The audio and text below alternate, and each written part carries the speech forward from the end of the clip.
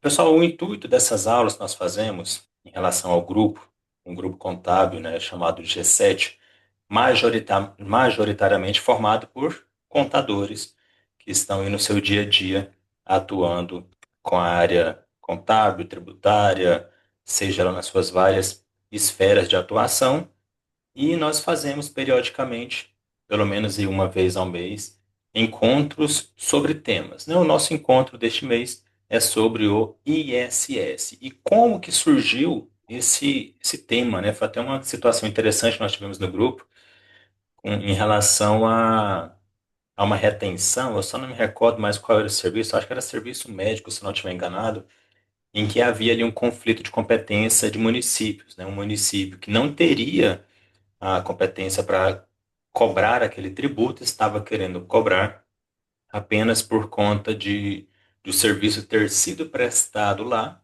em observância à Lei Complementar 116, talvez até por conta de Código Tributário Municipal próprio, em relação a instituir cadastros de prestadores de outros serviços, que a gente já sabe que isso tem já a decisão do STF em relação a essa exigência desses cadastros.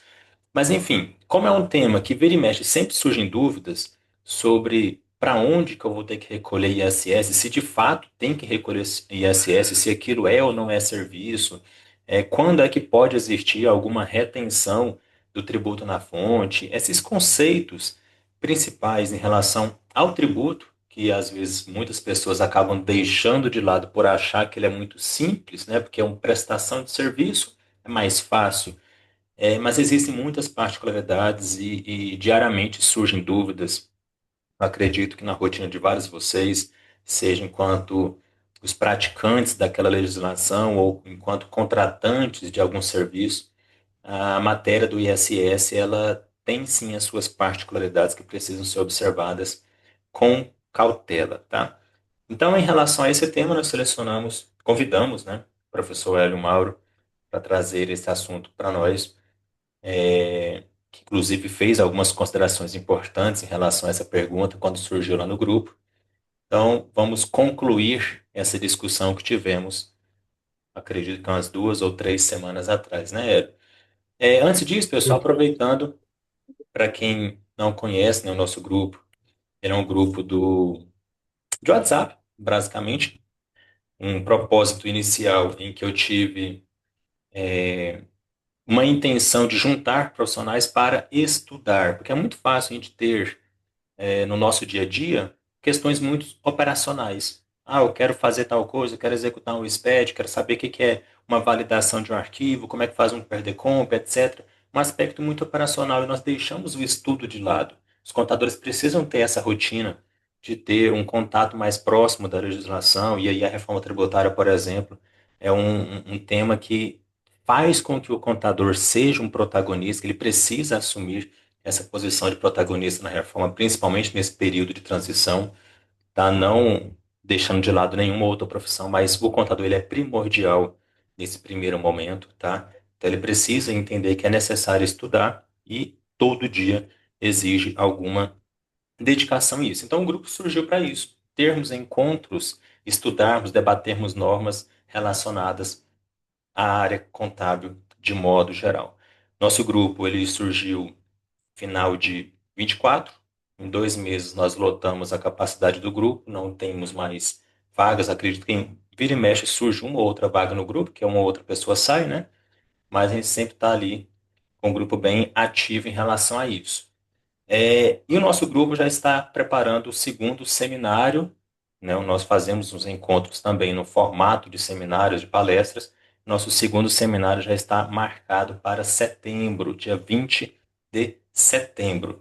No meu Instagram já tem lá o link da divulgação, mas nós ainda não começamos a divulgar as inscrições em massa, tá? Mas fiquem aí com essa data meio programada na agenda de vocês para o dia 20, nosso segundo seminário abordando sobre reforma tributária, os desafios que nós temos aí para frente. Nós teremos, salvo erro, são 10 palestras durante todo o dia do sábado, tá? De 8h30 às 5 horas. E estamos preparando coisas interessantes, tá? Será ali no Teatro da PUC, no Campus 5, no Jardim Goiás. Então já deixo de antemão esse convite para vocês, tá?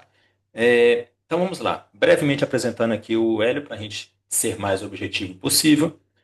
Hélio Mauro, Hélio Mauro Andrade, né? Ele é professor, advogado, atua aí com o direito tributário, pós-graduado em direito pelo IBET, pós-graduado em direito civil e processo civil pela Uniminas, atua no direito tributário, societário, contencioso e estratégico e é sócio da Andrade Machado Gonçalves Advogados Associados. Hélio, seja bem-vindo, muito obrigado por ter aceito o convite. A palavra é toda sua. Desculpe, antes disso. Pessoal, qualquer dúvidas que vocês tiverem, o ambiente aqui é um ambiente bem de discussão, tá? Nós temos o Hélio enquanto expositor do assunto, mas caso vocês tenham dúvidas, não fiquem com receio de levantar a mão, de ligar o áudio de vocês, ligar a câmera, fazer uma pergunta no chat, sem problema. Nós temos um horário previsto de terminarmos em 1h15, 1h20, tá? Para vocês se organizarem, mas fiquem à vontade para fazerem os seus apontamentos ou compartilhar alguma experiência de vocês. Obrigado, Hélio. Agora sim, a palavra é sua. Obrigado, Marcos. Um abraço a todos, boa noite. É um prazer compartilhar de um pouco da minha experiência. Eu sempre digo que em sala de aula, no ambiente acadêmico, a gente mais aprende do que ensina. E eu tenho certeza que se não será aqui, não será diferente, né? E, Marcos, você consegue me colocar para fazer o share dos slides, por gentileza?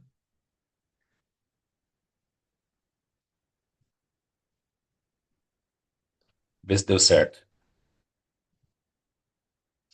Sim, deixa eu fazer o compartilhamento.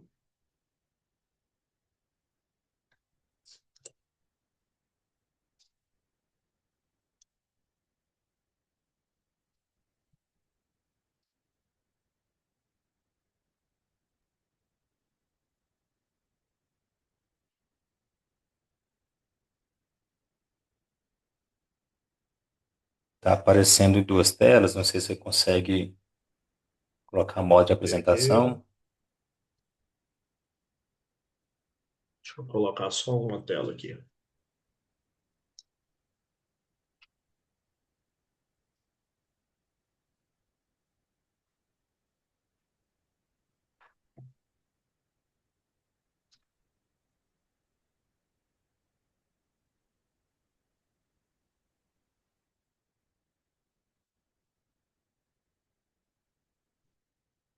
Deu certo?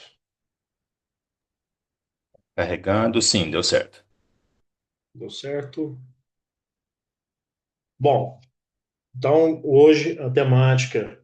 Aliás, primeiro agradecer o convite, Marcos, e saudar a todos aqui na presença do presidente da Academia Goiana de Estudos Tributários, do Frederico Medeiros, a quem tanto devo, meu colega de trincheira, de batalha, Fredinho tá nessa aí. jornada, Ô, nessa Fred, jornada boa noite, rapaz. acadêmica. Ai, desculpa. Ô, presidente, como é que vai, Marcos, Hélio? Boa noite a todos. Podia perder essa palestra, não estou aqui. Presente, continue. E Boa vou, noite a vou, todos. vou, vou dar um spoiler aqui, Marcos. O Fred, eu falei para ele, mandei a apresentação, ele, mas você tem que mandar discussões aqui em âmbito tributário na administração pública. E foi, Fred. Mas agora que você me lembra disso, eu já tô indo para um cliente, volto, mas não vai fugir aqui as minhas considerações, viu, Fred?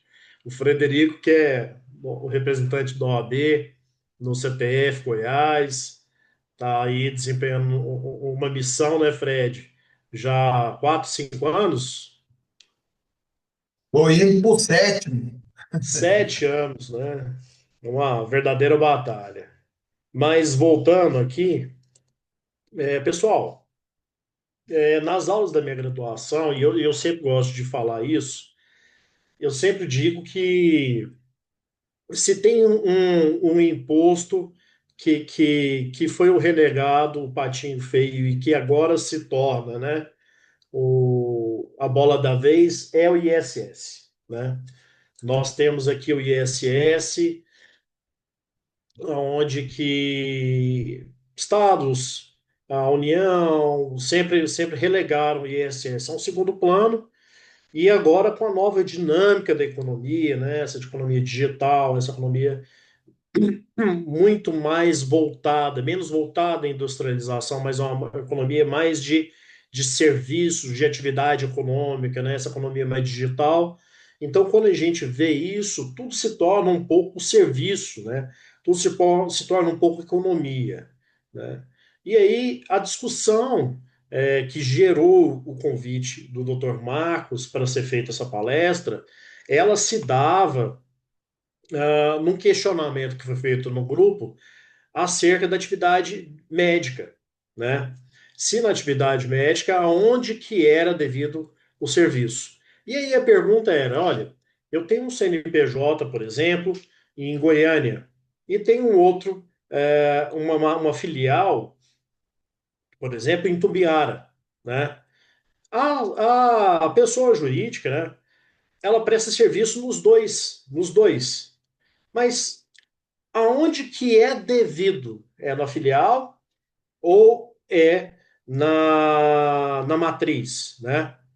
E aí foram feitas algumas considerações para uma atividade profissional, numa atuação profissional, eu sustentei que depende, né? Como tudo no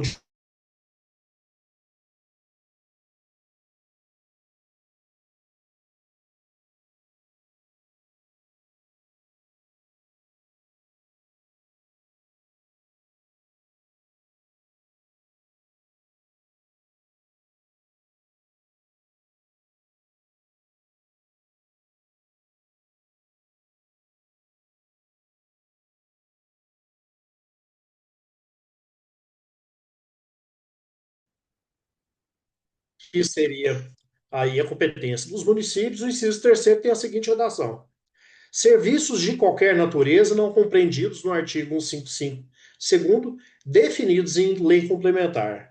Então, minha primeira observação aqui: serviços de qualquer natureza, tá? Guarde qualquer natureza. E esses não compreendidos aqui no artigo 155, inciso segundo, que são os impostos de competência dos estados, tá? E aqui também a Constituição já me diz, olha, o veículo normativo necessariamente é a lei complementar, né? A matriz legal, como todos nós sabemos, a lei complementar 116, né, de 2003, no artigo 1º já diz, já dá de cara, o imposto sobre serviço de qualquer natureza, de competência dos municípios e do Distrito Federal, né, tem como fato gerador a prestação de serviços constantes na lista anexa, ainda que esses não se constituam como atividade preponderante do prestador. Então, eu proponho aqui a temática, né? A matriz desse problema é que tanto a Lei Complementar 116, assim como a Constituição Federal, ela não estabelece uma definição do conceito de o que é prestação de serviço para fins de incidência do ISSQN. Tá? Então a gente parte dessa premissa. E a partir dessa premissa a gente começa a desenvolver todo esse raciocínio em cima da temática do ISS, né? Entender a incidência e, consequentemente, a sua retenção. Tudo bem? Então, conceito de serviço, e aí aqui eu proponho esses dois debates, né? Esses dois debates. É possível a incidência do ISS sobre determinadas atividades econômicas que configurariam obrigação de dar ou, por definição, termo de serviço, conforme a definição adotada pelo texto constitucional, está relacionada com as prestações de fazer. Repare bem, aqui eu tenho obrigação de dar e prestação de fazer, tá?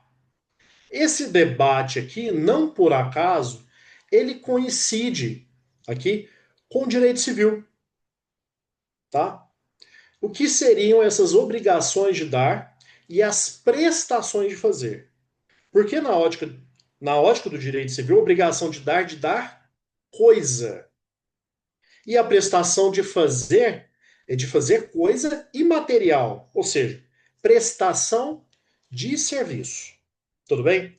Então, aqui na doutrina, a gente se socorre no conceito do professor Aires Barreto, que é o seguinte: a prestação de serviços humanos, desculpa, o serviço, né, para ele a prestação de serviço, poderia ser conceituado como a prestação de esforços humanos a um terceiro. Ou seja, aqui eu não posso prestar serviço a mim mesmo. E esse serviço sendo constituído enquanto atividade fim com conteúdo econômico, e aqui muito importante, em caráter negocial sobre um regime de direito privado, tendendo a obtenção de um bem material ou imaterial. Opa, peraí. A um bem material, obrigação de dar coisa, ou imaterial, obrigação de fazer. Vejam que nem sempre, né, os civilistas têm um conceito e os tributaristas se socorrem num conceito que tende a colidir com o conceito civilista. Então, dentro desse aspecto, né, o aspecto material dessa hipótese dentro do ISS é necessariamente uma conduta humana, ou seja, a prestação de um serviço que visa o desenvolvimento de um esforço para a obrigação de uma obrigação de fazer, que necessariamente deve ser prevista sob regime de direito privado e preferencialmente através de um contrato. Tudo bem? O embasamento desse raciocínio, pessoal, ele vem no artigo 111 do CTN, né? A lei tributária não pode alterar a definição ou conteúdo ou alcance dos institutos ou conceitos e formas do direito privado. Ou seja, não cabe ao direito tributário fazer novos conceitos ou diminuir o alcance de institutos, né, que não dizem respeito a ele, mas sim ao direito privado. Então, não é cabível ao direito tributário estabelecer um conceito diferente, por exemplo, do que seria contrato, do que seria serviço, ou do que seria uma obrigação de dar ou uma obrigação de fazer. E aqui eu já vou partir para a própria evolução desse conceito de serviço, tá? E na evolução desse conceito de serviço, eu trago aqui as posições da evolução dessa jurisprudência dentro do âmbito do STF e depois no âmbito aí do STJ. Então, lá em 1987, né, na Constituição ainda, dentro da égide ainda da Constituição de 1967, né, nós tínhamos o Decreto-Lei 406/68, que previa a regulação do ISS-QN, tá? Obviamente, vocês todos sabem, o ISS ou ISS-QN só muda essa última denominação, mas eles são basicamente o mesmo imposto, tá? Então, na adoção lá em 1987, se previa a adoção do conceito de prestação de serviço. Então, dentro dessa perspectiva, o conceito de prestação de serviço ele não se limita a uma concepção civilista da obrigação de fazer, tá? E aí a gente já vê aqui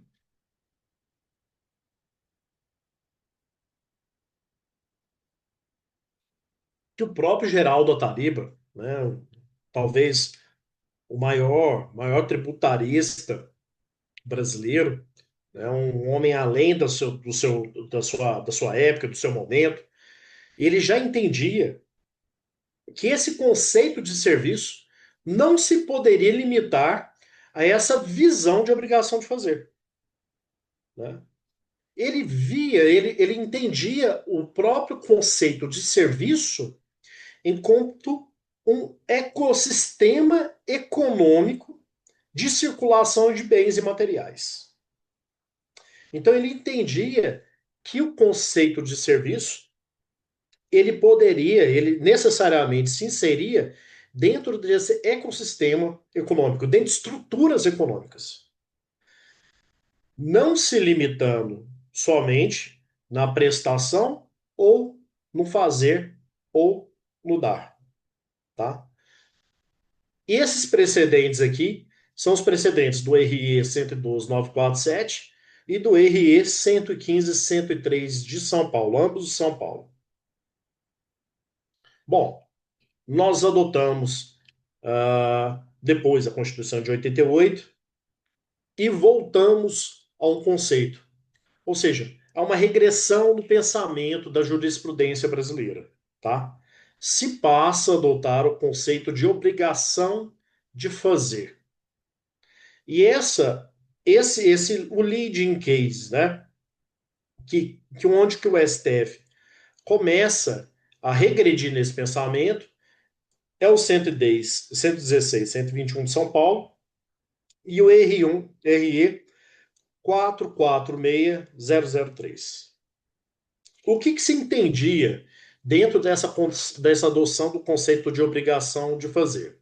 Ora, se entendia o seguinte, que necessariamente serviço é uma obrigação imaterial, mas consistente numa obrigação de fazer, de prestar, e não se levava em conta todos os fatores de estruturas econômicas por trás do conceito de serviço.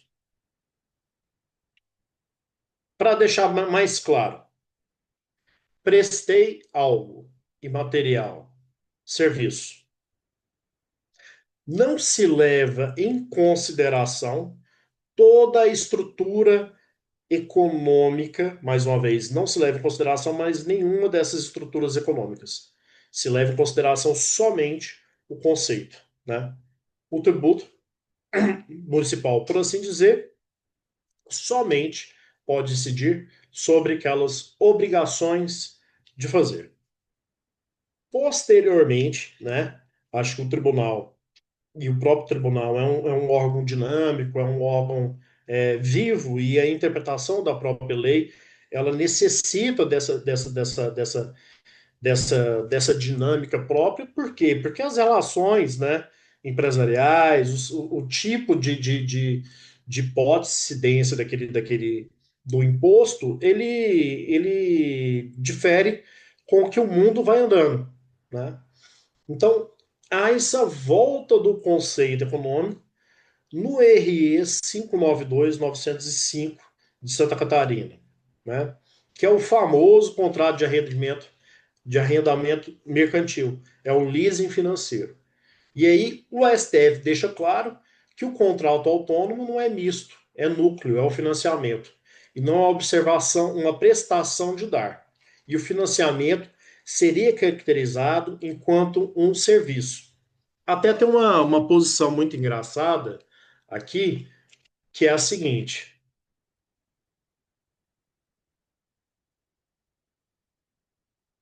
um dos ministros fala o seguinte, olha,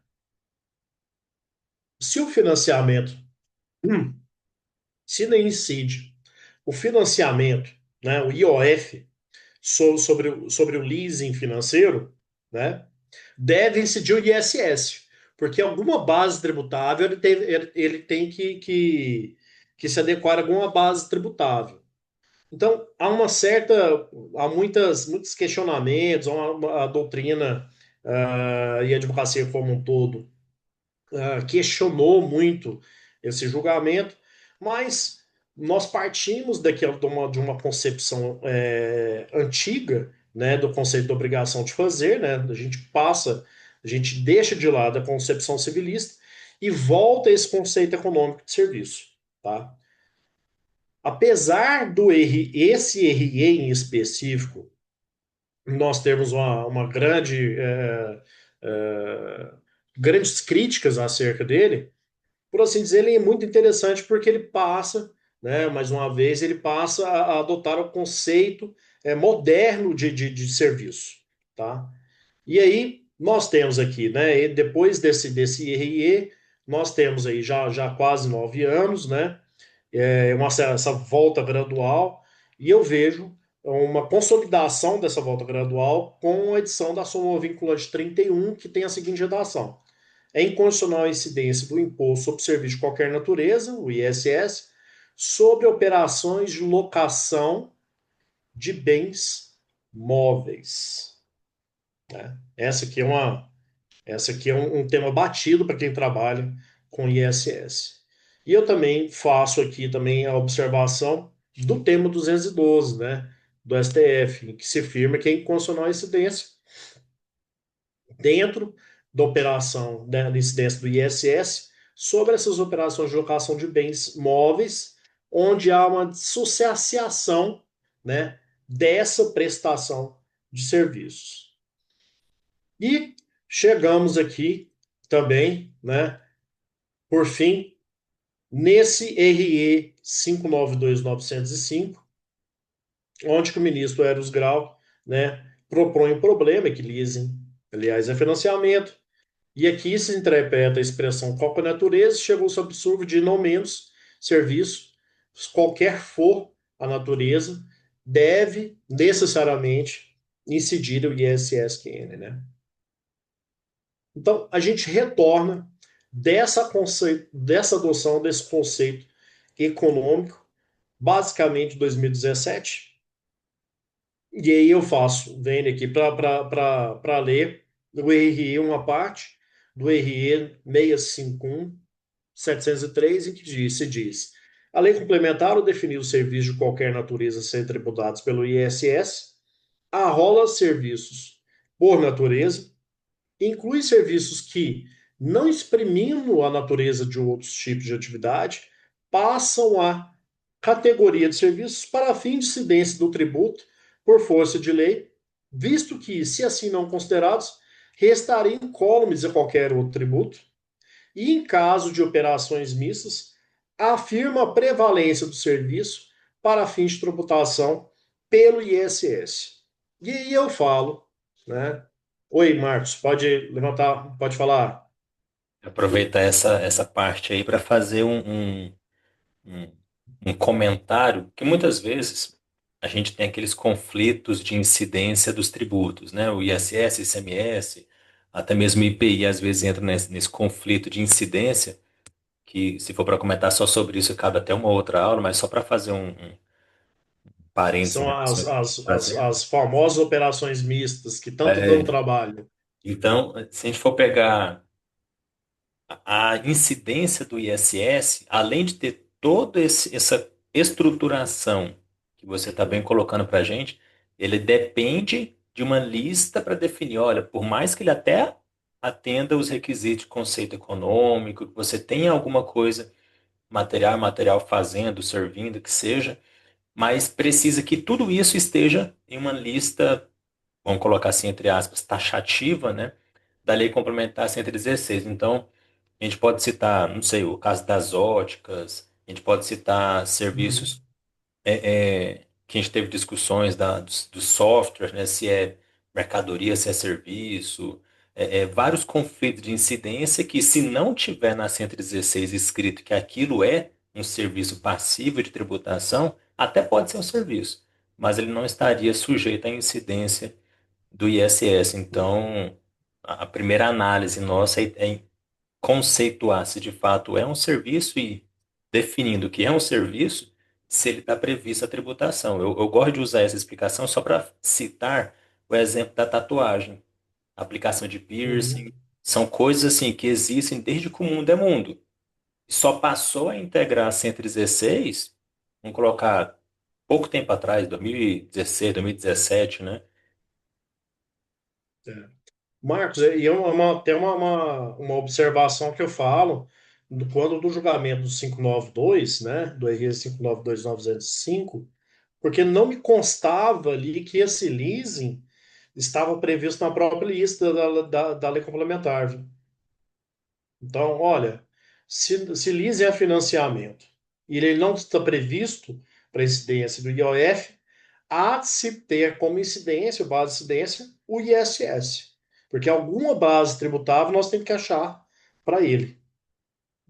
Então, fica como se, olha, é um, não, não é, então é ISS, né? Tem que ter alguma Fica coisa. sempre naquela competência, a última que com a alíquota aí do município, que é menor mesmo, e vamos deixar ela incidir aqui no ISS, né? Aí, Marcos, uma outra questão também que eu debato muito na minha aula da graduação. É, a própria dinâmica da nossa economia, né, essa economia digital, é basicamente impossível prever os novos serviços naquela lei complementar. Vou te dar um exemplo. Vou te dar um exemplo. Daqui para os próximos 2 anos, nós vamos ver uma enxurrada de contratos de treinamento de agentes de inteligência artificial. E não me consta que existe esse serviço específico na lista da lei complementar. E aí? Nós vamos deixar de prever esse serviço? Eles Né? vão Nós vamos encaixar deixar em de mais tributar regras. esse serviço? Eu acho que a União não vai. Aliás, os municípios não vão perder essa oportunidade. Ou eles vão encaixar nos congêneres ali na área de tecnologia, ou eles vão deixar explícito em alteração da lei. Sim, sim. Outra, uma outra questão que eu estava conversando com um amigo que trabalha na Microsoft, o serviço de armazenamento em nuvem, né? Que geralmente é prestado fora do país. Tá, essa nuvem está em qualquer lugar do mundo, né? Até então, uma questão interessante. Tem um servidor na Microsoft que tá embaixo do mar. E aí? Como que eu vou definir isso? Né? Onde que é o critério? Qual que é o critério espacial? Onde que é a prestação do serviço? Onde É, que é a disponibilização desse serviço? Então, né, é, não por acaso essa reforma tributária ainda vai toda essa gama de novos serviços, né? Nós como operadores tanto da contabilidade, do direito, vocês muito mais, vocês vão ter também todos esses problemas para responder para os clientes, né? Mas, voltando, né? Aqui. Então, inclui serviços que não expriminam a natureza de outro tipo de atividade, passam a categoria de serviços para fins de se tributo por força de lei, visto que se assim não considerados, restarão incólumes a qualquer tributo, né? E essa é, por incrível que pareça, foi a fundamentação jurídica aqui no caso do leasing, feita pelo ministro Eros Grau, né?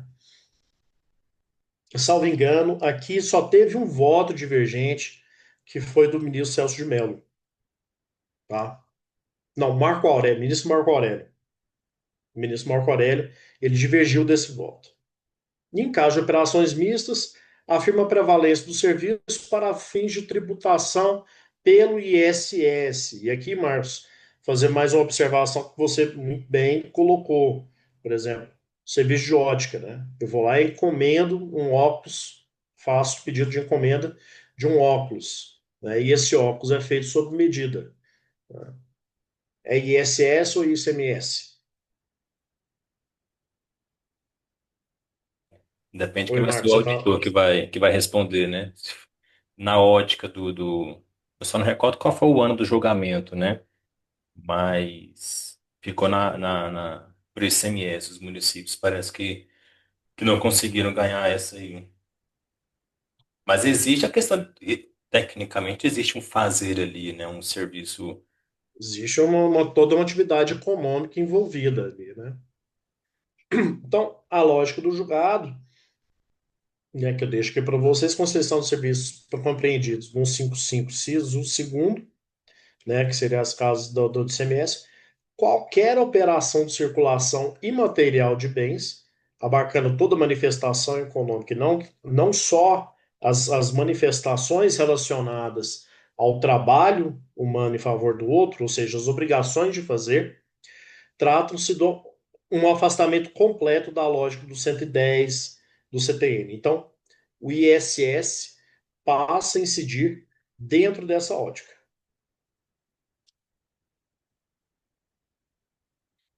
O tema 581 do RE 65703 também, da relatoria aqui do ministro Luiz Fux, também não diverge muito daquele do RE, onde foi com relatoria aqui o ministro Eros Grau.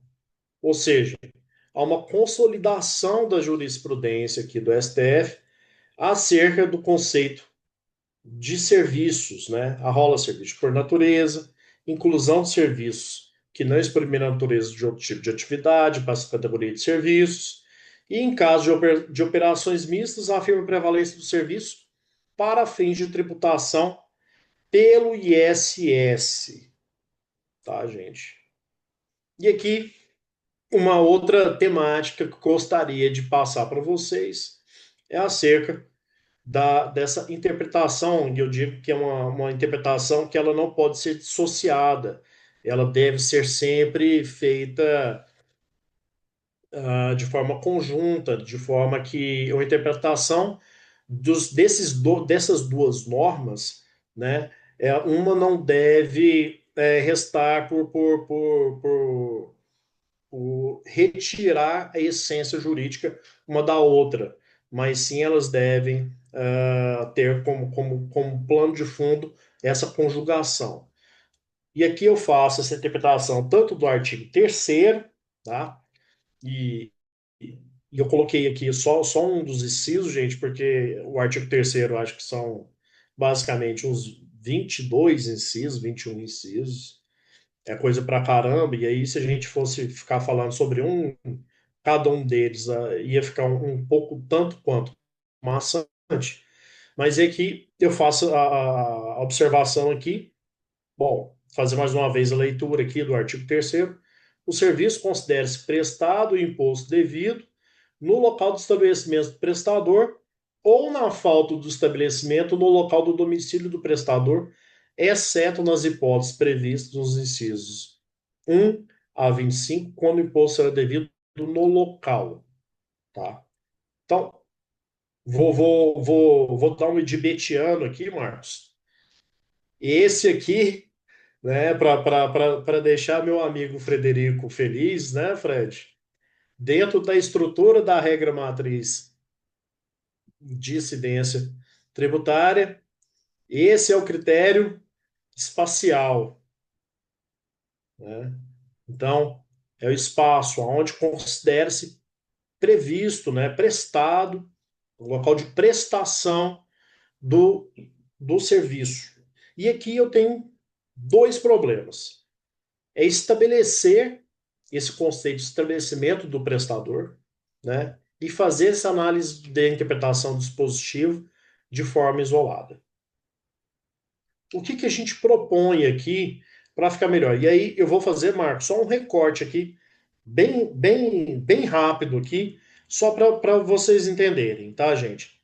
A regra matriz de incidência tributária, para quem não conhece ela, eu digo, assim, eu fiz direito, gente, mas eu fiz 2 anos de engenharia civil. Eu fiquei um pouco entediado durante minha atividade profissional jurídica. Aí eu falei, sempre gostei muito de matemática. Eu falei assim, deixa eu parar um pouco, deixa eu entender matemática, né? Deixa eu voltar a estudar matemática. E aí eu sempre brinco que a regra matriz, né, a REMIT, a famosa REMIT, proposta aí pelo professor Lorival Villanova, né, pelo professor Paulo de Barros Carvalho, a quem eu com toda certeza digo que se tem um autor jurídico que orienta a minha atividade intelectual, minha atividade jurídica, né, toda a minha atividade profissional, é o professor Paulo de Barros Carvalho. Realmente eu não escondo isso de ninguém.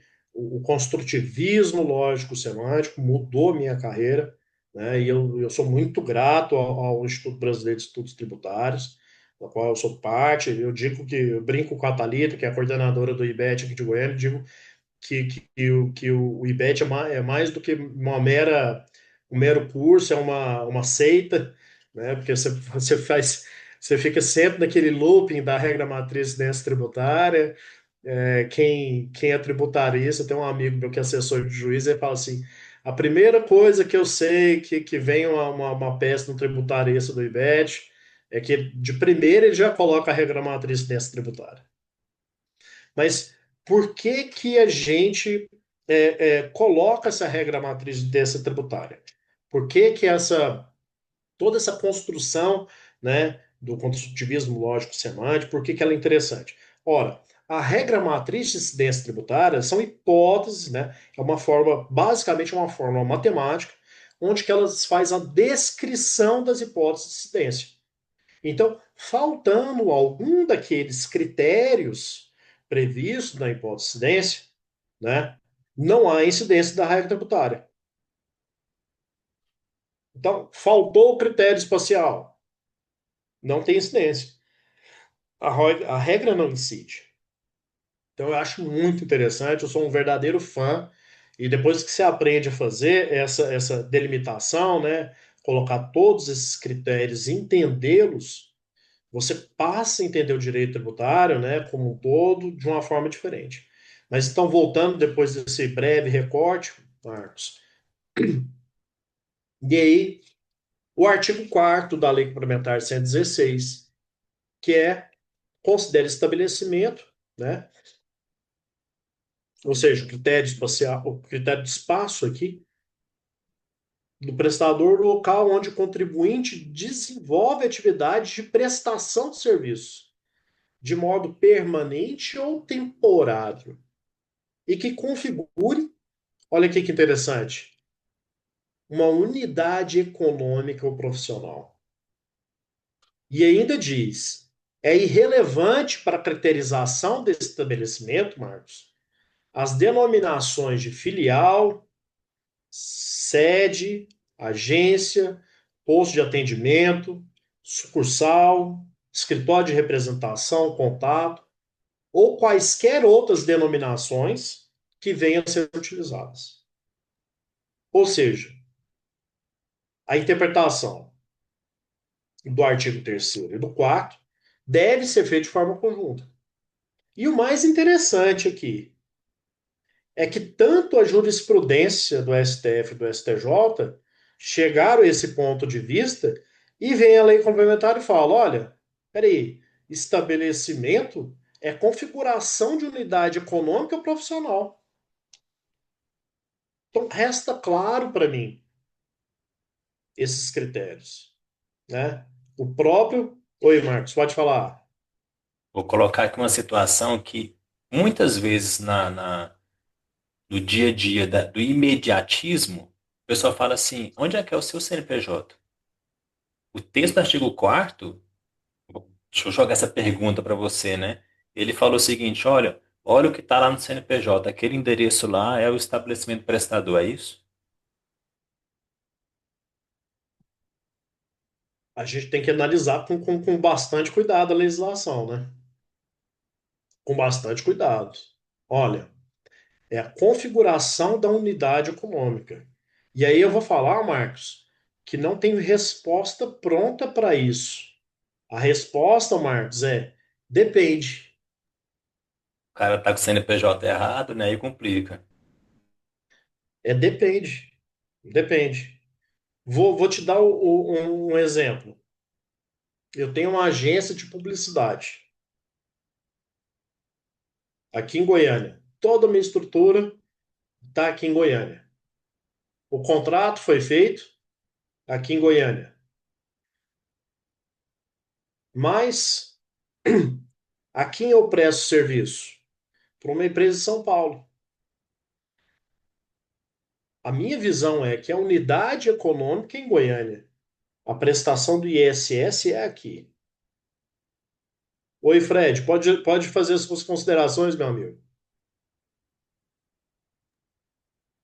Ô, amigo, sem querer, assim, eu penso em compartilhar uma experiência, esse caso aí da delimitação do critério espacial do ISS que você está falando, é mais da metade dos objetos dos autos de infração aqui no Conselho Tributário Fiscal. E final do ano passado, né, eu lembro da última sessão que eu participei ano passado, tinha um processo de ISS que a discussão era justamente qual que era o município detentor da capacidade tributária ativa, certo? Numa operação intermunicipal e para piorar a situação, era uma empresa de tecnologia que a sede era aqui em Goiânia, mas fechou um contrato com a Unimed e abriu um posto de atendimento lá. Uhum, Obviamente, o município de São Paulo nunca ia abrir, né, São Paulo capital, nunca ia abrir mão de tributar a filial, né, vamos dizer assim, a filial dessa empresa de tecnologia. Só que aí também Goiânia, né, durante 5 anos aí de prestação de serviço de apoio lá para a Unimed no município de São Paulo, o que que aconteceu? Goiânia chegou, fiscalizou essa empresa e falou: ó, dessas notas fiscais na prestação de serviço de São Paulo, aonde está o ISS? E o argumento do município de Goiânia é que esse serviço de tecnologia ele está entre os itens da Lei Complementar 116. Então, se está nos itens, a regra geral é aonde o local da sede, né? uhum, O argumento defensório, assim, acho que o advogado foi genial, foi assim, foi falar que aí a gente entrou nessa discussão de estabelecimento econômico, quanto à existência ou não no município de São Paulo.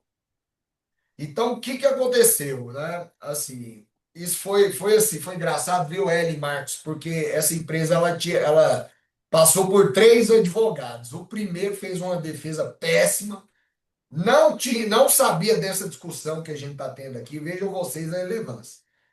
O segundo, péssimo, sabe? Perdeu em primeira e segunda instância, mas na terceira instância, o advogado ele conseguiu reverter a situação. Porque ele juntou, pelo princípio da verdade material, ele juntou provas que a unidade de São Paulo, ela tem de fato, né, ela enquadra-se no conceito do artigo 1142 do Código Civil, que conceitua estabelecimento econômico, aonde a pessoa jurídica ela tem todo um complexo de bens organizados e ela desenvolve a atividade fim, mesmo que pertença a um grupo econômico, com várias unidades em vários municípios, e ele juntou vídeo, comprovante de endereço, notas fiscais lá da filial de São Paulo, e tudo dá a entender, né? O meu voto, por exemplo, é favorável que quando você comprova essa independência de estabelecimentos econômicos do mesmo contribuinte, você demonstra a capacidade tributária ativa. Então é uma questão assim muito relevante e pouca gente se atenta a isso. Então só uma questão prática aí para esse assunto. E parabéns, viu, Elimar? Estou aqui aprendendo com você, fantástico a exposição. Só para Fred, dar uma citação, claro. Pois não. Fred, permitiu eu colocar. A gente tem que ter cuidado com o que a gente vai falar aqui, ô Hélio, porque o Fred está lá no conselho, né? Então, qualquer coisa que a gente falar complica para o nosso lado. Mas, Agora você imagina eu, Jamais, Marcos, mano. que sou amigo pessoal dele, tem minhas posições de. Ó, Fred, lá no CTF vocês estão julgando um negócio errado. Essa semana eu falei com ele. Não, mas a discussão acadêmica é bem-vinda. Se não concordar Claro. com essa premissa, pode falar, não concordo, está errado e fim. brincadeira à parte, só fazer um adendo em relação a isso. só não sei se é o CTM ou o RCTM aqui de Goiânia, que quando ele conceitua o estabelecimento prestador, ele colocou tantas hipóteses que qualquer coisa que for feita aqui em Goiânia pode ser caracterizada o prestador, né? Se houver ali de fato essa questão econômica. Eu acho que é no RCTM, depois eu vou confirmar o artigo, mas eu acho interessante essa preocupação. Resumindo o nosso tópico da aula hoje, né, pessoal, é definir o que que é o prestador e qual que é o critério espacial, para onde é que será devido, né, tudo aquilo que a gente está conversando. Só que só um ponto, viu, Marcos? Porque assim, isso é muito, o que você pontuou, é até argumento muito de auditor fiscal. Ele fala, mas no RCTM conceitua estabelecimento prestador. Só que aí a gente tem um parâmetro no CTM que ele fala o seguinte: o artigo 110 ele não permite a distorção dos conceitos do direito privado, sabe? Porque assim, esse ponto é o que sempre eu sou confrontado quando eu invoco alguma premissa referente a o direito privado, como essa questão do ISS, o conceito de estabelecimento prestador, sabe? Então, assim, é um argumento, assim, uma premissa muito consistente para rebater, que nem a gente tem, mas tem demais. Os municípios, eles usam, de fato, a competência tributária para invadir conceitos básicos do direito privado, certo? Então, vai e delimita mesmo, conceitua estabelecimento prestador.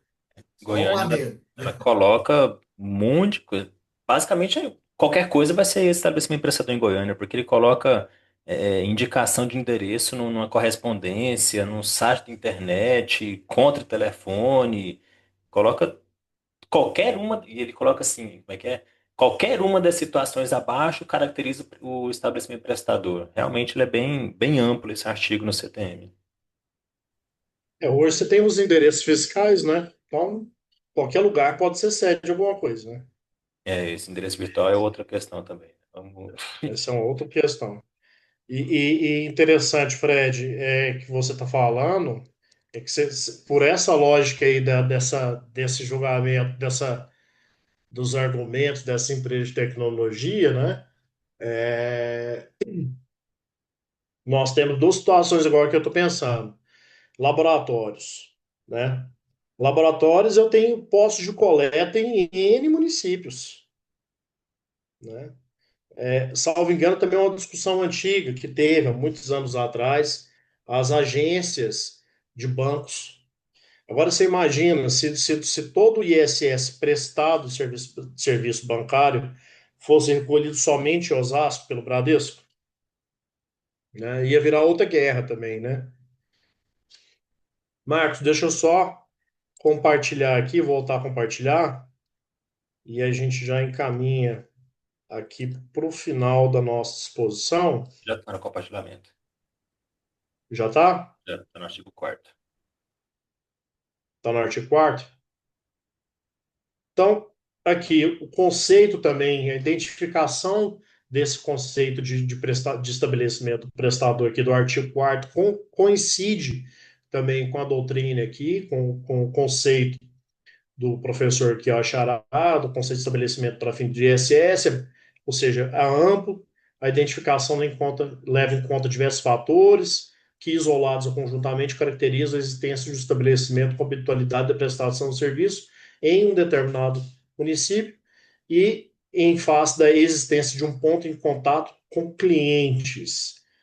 Ele faz até um pouco mais restrito no caso, né? E aqui vem os exemplos dele, né? Cartão de visita, site de internet, manutenção de pessoal, eventuais inscrições em órgãos públicos, que eu diria que o mais interessante aqui é eventuais inscrições de órgãos públicos. Cartão de visita e site de internet, gente, a gente coloca o que quiser, né? A gente coloca exatamente o que quiser. Então, aqui especificamente, né, como que o STJ analisa a territorialidade? Porque uma coisa é o que eu acho, né? Uma coisa que o Frederico acha, uma coisa que o professor Marcos acha, né? E aí, nesses três aqui, eu me coloco abaixo deles, e acima deles é o que realmente importa, o que o STJ entende. O que eu acho é relevante para mim, né? Mas o que realmente determina, né, Marcos, é a posição do STJ. Esperneia ou não, gente, é o jogo, a gente tem que aprender a jogar, né? Essas discussões são interessantes, elas são construtivas, mas a gente tem que fazer uma análise jurídica a partir da interpretação dos tribunais, né? E é essa que é a nossa o ponto principal. A análise do estabelecimento que define o sujeito ativo do imposto é necessário que se deve analisar caso a caso. Cada situação é uma situação, né? É necessário que o terceiro e quarto sejam interpretados em conjunto, à frente que não extrai a norma de validade de qualquer um deles, né? Deve-se verificar aqui, muito importante, se há uma unidade empresarial autônoma na locação da prestação de serviço. Eu diria que isso aqui é essencial, tá?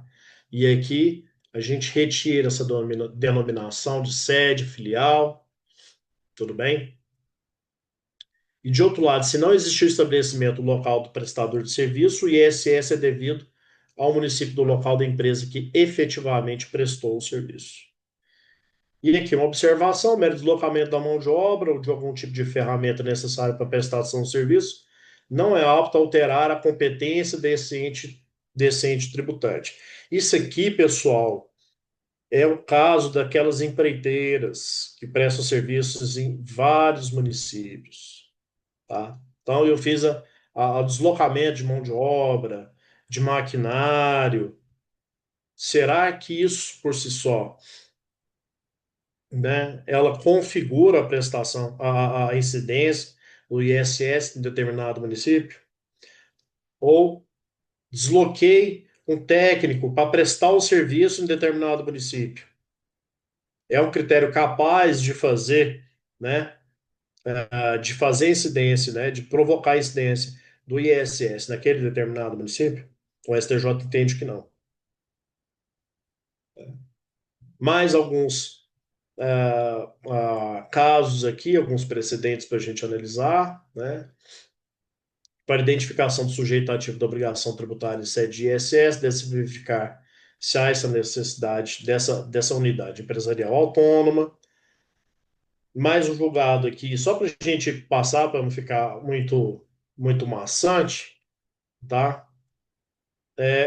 Vamos aqui, no caso aqui específico, né, do ISS Serviços Médicos, que foi o RESP, desculpa, 1.774.005 de São Paulo. Então, vamos analisar o leading case aqui. Uma pessoa jurídica que participe de credenciamento público, no caso, uma sociedade de prestação de serviços médicos, né? E ela presta ali um credenciamento público para prestação de serviço médico para administração pública em determinado município. Então, vamos imaginar que a sede dessa empresa é em Goiânia, mas ela é credenciada, ela fez esse credenciamento para prestar um serviço em Aparecida. E aqui nós temos duas situações. Vamos pensar que nessa ótica, né, nessa realidade de municípios conjuntos, né, um limítrofe com o outro. A primeira situação, o serviço é prestado no município de Aparecida e eu me utilizo de todos os aparelhos médicos, ou seja, da unidade econômica para prestação do serviço em Aparecida. Então, não me parece que aqui haja um problema, né? O ISS devido, né? Em Aparecida de Goiânia. Todavia, vamos pensar no seguinte: o serviço é prestado em Goiânia. Vamos pensar, é um serviço de medicina altamente especializado. No estado de Goiás, só existe um lugar, uma única cidade, Goiânia. Toda a prestação daquele serviço, toda a minha unidade é de Goiânia. Mas o serviço é prestado para uma rede pública credenciada de Aparecida, né? Então, onde que o ISS é prestado? Onde que ele é devido? Em Goiânia. Então, se a gente parte do princípio de fazer a interpretação da norma, sempre tendo como referência essa unidade econômica, né? A lógica dessa regra matriz diz que a retenção, o pagamento, a incidência desse imposto se dá em Goiânia. Então, o que eu quero falar para vocês aqui é que essa matéria passe por essa evolução da jurisprudência, passe por essa evolução normativa. Eu vejo com bons olhos, né? O Fred falou que mais de 65% das discussões são em cima desse critério, né? Então, há uma tendência de consolidação desse complexo empresarial, desse conceito de unidade econômica, eu gostei da expressão complexo empresarial econômico da empresa prestadora de serviço, né? Independente de ser o ato ou não formalmente considerado com filial ou sede do contribuinte, né? Marcos, agradeço a oportunidade, deixa aqui meu contato, meu Instagram profissional, meu e-mail, meu telefone, me coloco à disposição e depois vou passar para você, né, a apresentação, disponibilizar a todos. Mais uma vez, obrigado. Uma bela de uma segunda-feira à noite. Nós temos aqui um público muito bacana, muito interessante. É muito legal falar para a gente que tá afim, né, Marcos? Que quer estudar, que quer crescer, que quer se aprimorar. Eu te agradeço muito. Agradeço a todos. Muito obrigado. Hélio, obrigado. Gostaria de fazer algumas considerações ou talvez até algumas perguntas só para a gente consolidar e aí todos fiquem também à vontade para fazer alguma pergunta do Hélio, para a gente aproveitar a boa vontade dele, né?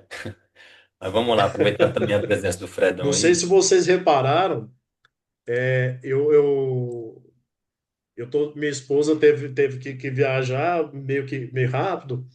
Tivemos até a participação aqui do Eduardo, que chegou aqui, me deu uma banana na mão e falou assim: papai, abre para mim. Mas é assim mesmo. A gente está em casa, a gente está assim, e é bom porque é um papo sem tantas formalidades, né? Uma aula mais tranquila. Vamos lá. Né? O meu também está aqui na porta, aqui também chamando.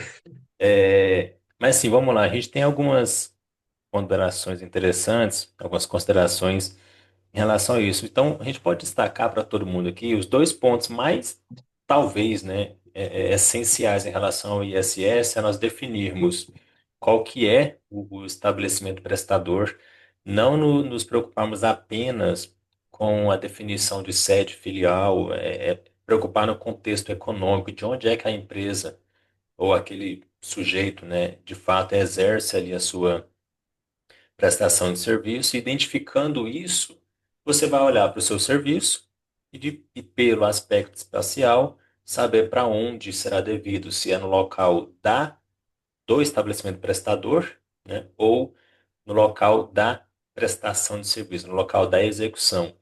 Então, a gente tem no artigo 3º lá essas duas delimitações. Olha, ou é no local do prestador, ou no local da execução, em algumas exceções previstas lá naqueles 20 e poucos incisos, né?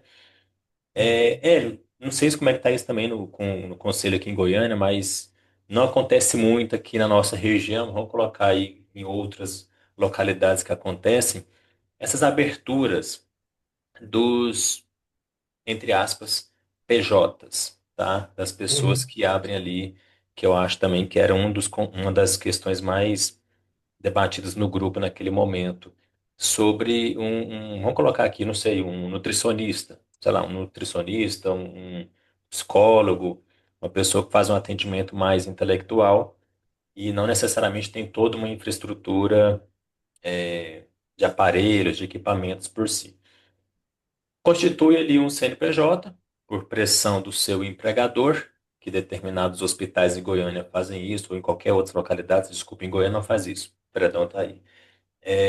Sei lá, empregador de Goiânia um não. Só determinado. Aparecida, para a gente não ter um Não, é problema na Aparecido, não frente. tem nenhum fiscal de Aparecido aqui, então a gente deixa passar. Determinado estabelecimento hospitalar é empregador de vários profissionais, mas em determinadas ocupações ele fala: olha, você tem que virar PJ, eu só vou te pagar se você for prestador de serviço PJ. E aí esse prestador de serviço, ele foi a vida inteira CLT, empregado de uma única unidade Uhum. empresarial em determinado município. E aí ele precisa, então, constituir o seu CNPJ. Alguns colocam, inclusive, na sua residência, colocam o CNPJ nos tais endereços fiscais, que seja. Mas ele não tem uma, entre aspas, unidade econômica ali. Ele não exerce, só tem o CNPJ para fins cadastrais. Então vamos colocar aqui nomes de municípios. Eu tenho esse profissional nutricionista, psicólogo, sei lá, qualquer que seja a ocupação. E ele tem a sua residência em Aparecida. Ele abriu ali o seu CNPJ em Aparecida no seu endereço residencial. Esse CNPJ contratante é um hospital lá da Conchinchina, no estado de São Paulo, tá?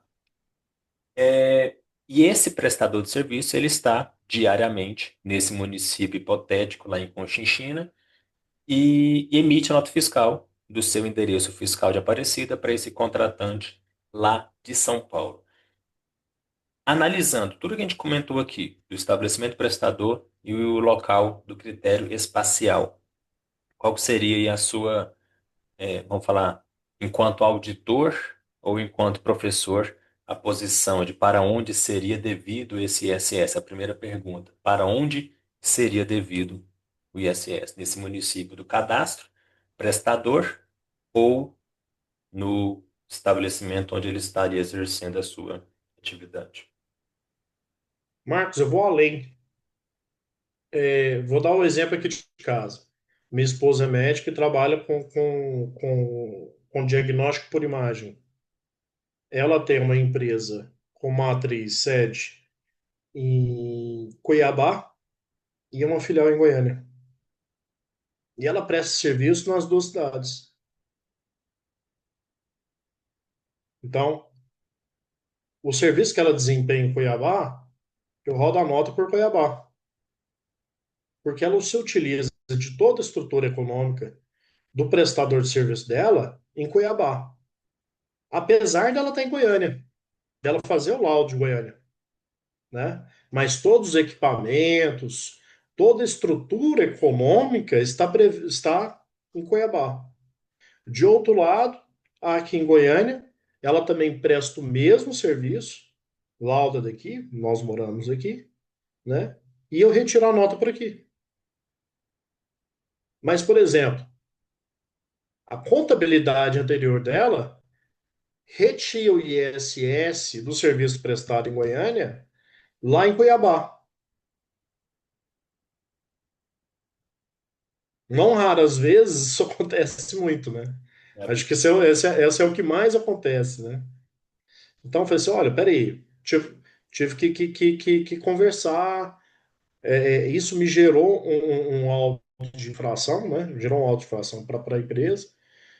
Fizemos defesa, foi vitorioso, ganhamos e ficou definido realmente que o imposto era devido dentro desse critério de unidade econômica. Salvo engano, acho que foi essa nossa discussão inicial no nosso grupo, né? Uhum. E aí a questão seria, porque a pessoa, se ela emitir nota, e aí, lógico, nosso tempo aqui é curto, mas se a gente for colocar um ponto também de atenção, é a forma correta de você emitir o documento fiscal. Porque vamos colocar o fisco, ele vai olhar o seu documento, tá? E você diz, olha, emitir a nota fiscal, no seu caso, por Cuiabá. O serviço não está naqueles conceitos em que o serviço é devido para outro lugar, né, no local da execução. Aí você emitiu uma nota dizendo, olha, eu sou estabelecimento prestador de Cuiabá, o serviço foi prestado com a incidência devido para Cuiabá. Cuiabá vai querer o dele, ele está vendo o documento dizendo essa história, né? Então, E cabe aí, também essa só para observação. reforçar, inclusive, foi um dos pontos que eu pedi para que se abrisse uma filial em Goiânia, já para não gerar esse problema, mas mesmo assim gerou. E, enfim, tivemos que fazer a defesa, graças a Deus foi tudo correto. Então existe essa situação. Eu acho que o fisco, principalmente o fisco municipal, quando ele identifica, a tendência dele é de abrir o processo administrativo, é de fazer a atuação. Por outro lado, a gente tem que corrigir esses erros, né? A administração pública, por óbvio, né? Repare bem, ela sempre vai ser sedenta por aquela exação, né? Por aquele tributo.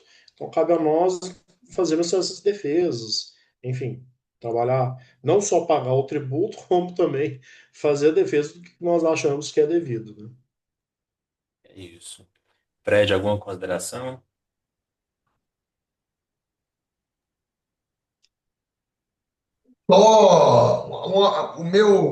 A minha premissa, o ponto de partida, assim, para até dar o meu voto nesse sentido, o Marco, é assim.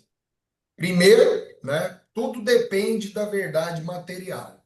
A verdade material é o seguinte: que o contribuinte apresenta nos autos do processo administrativo para comprovar que, né, vamos pegar a regra geral aí do artigo 3º, né? O Hélio falou uma questão interessante. Você pode ter certeza que Goiânia não abre mão, seja onde o serviço for prestado e a modalidade de serviço, ela não quer saber, o fisco municipal, ele não quer saber se é a regra geral do artigo 3º ou se são as exceções dos incisos de 1 a 25.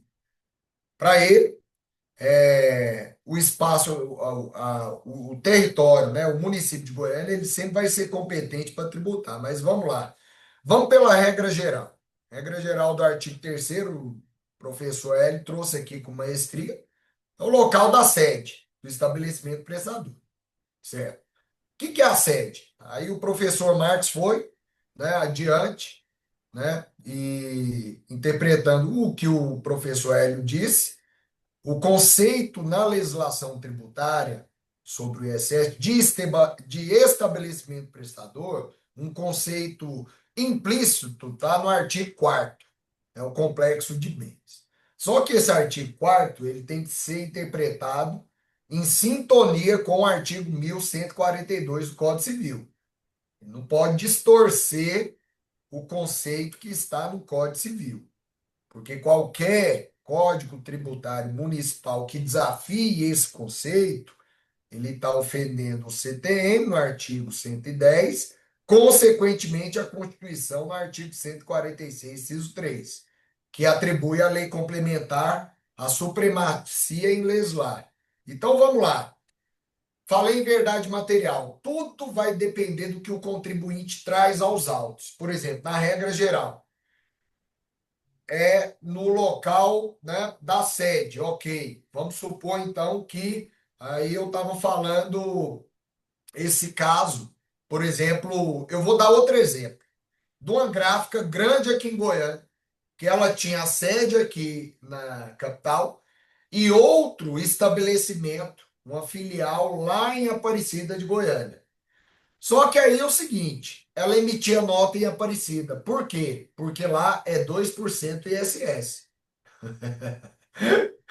Aí o que que aconteceu, né? Aquelas hipóteses Aí eu daqueles trabalho, planejamentos viu, Marcos? tributários. Né? O advogado ele era muito bom, ele tinha uma eloquência muito bom para falar que o estabelecimento lá de Aparecida ele tinha autonomia por ter todo o complexo de bens, o ativo imobilizado, colaboradores autônomos do grupo econômico lá.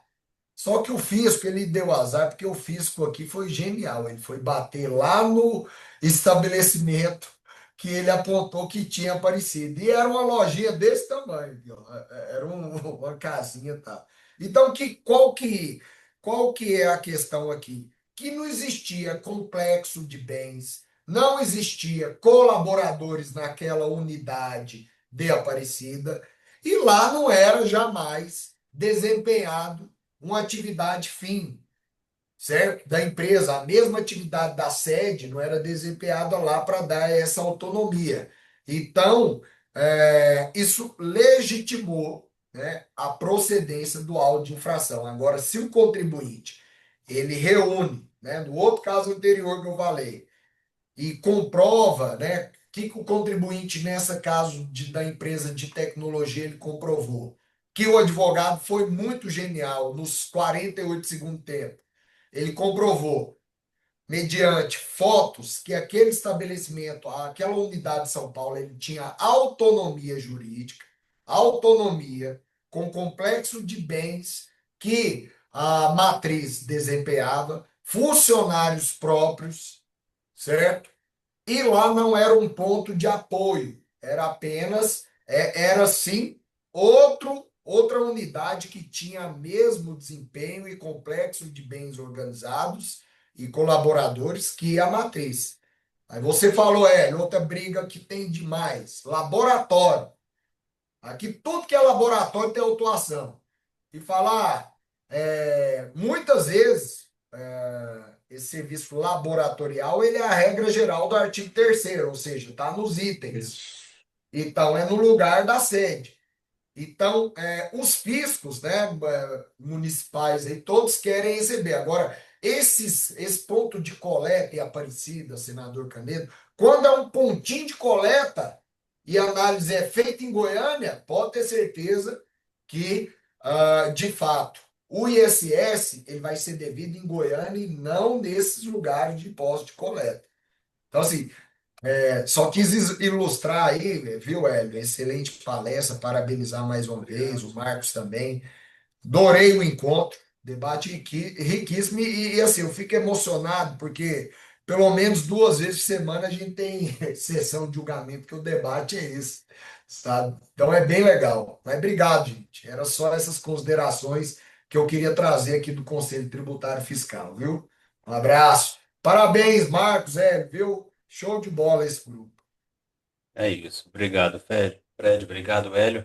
Pessoal, então, basicamente, a intenção desse encontro não vai se resumir apenas em isso, porque o ISS, bem na fala inicial, nós colocamos assim: olha, o ISS foi por muitos anos tido como um patinho feio, um tributo esquecido, mas ele tem tantas particularidades que a gente precisa olhar com mais carinho. Então, a gente colocou aqui algumas considerações relevantes para não tomar nada como uma verdade absoluta. Tudo precisa ser analisado com calma. Eu não posso simplesmente aceitar o que uma nota está dizendo, eu simplesmente não posso aceitar um CNPJ como se fosse o prestador fosse ali, ou se o contrato realmente determina uma situação diferente. Enfim, precisamos analisar com um pouco mais de cuidado sobre isso. Talvez, aí eu vou conversar um pouco depois com o Hélio, com o Fred, para a gente trazer alguns outros temas polêmicos do ISS, a constituição da base de cálculo do serviço, a questão da base de cálculo do ISS na construção, com o entendimento ali do STJ. A gente pode discutir esses conflitos de incidência. Então, é necessário a gente olhar com um pouquinho mais de carinho para esse tributo. Eu quero deixar o ISS fixo da sociedade empresária, Fixo. se tem que ser sociedade no conceito civil ou não, envolvendo inclusive a equiparação. É um tributo que precisa ser olhado com carinho, gente. Eu acho que não dá para a gente falar as polêmicas que existem com ele, né? A gente fica à disposição, Marcos. Tenho certeza que o Fred também. Essas discussões tributárias aí que a gente está à frente da Academia Goiana de Estudos Tributários. Faço o convite a todos que queiram ingressar nos grupos. A gente fica, basicamente, eu brinco com o Fred que a gente respira direito tributário, né? Então é isso, pessoal. A gente vai depois divulgar o material que o Hélio trouxe da apresentação para a gente. Também as redes da AGET, tá, pessoal? Academia Goiana de Estudos Tributários. Nós temos aí as duas figuras que estão encabeçando esse trabalho também. Então fique à vontade para as suas participações, gente. Mais uma vez, Hélio, obrigado. Frederico, obrigado Obrigado. também. Pessoal, segunda-feira à noite, vocês aqui estudando, então realmente a gente merece vencer na vida, nem que seja por, por pena, porque estudar esse horário no início de uma semana não é brincadeira, mas parabéns por vocês terem ficado até aqui. Obrigado, até um próximo encontro, pessoal. Obrigado, até uma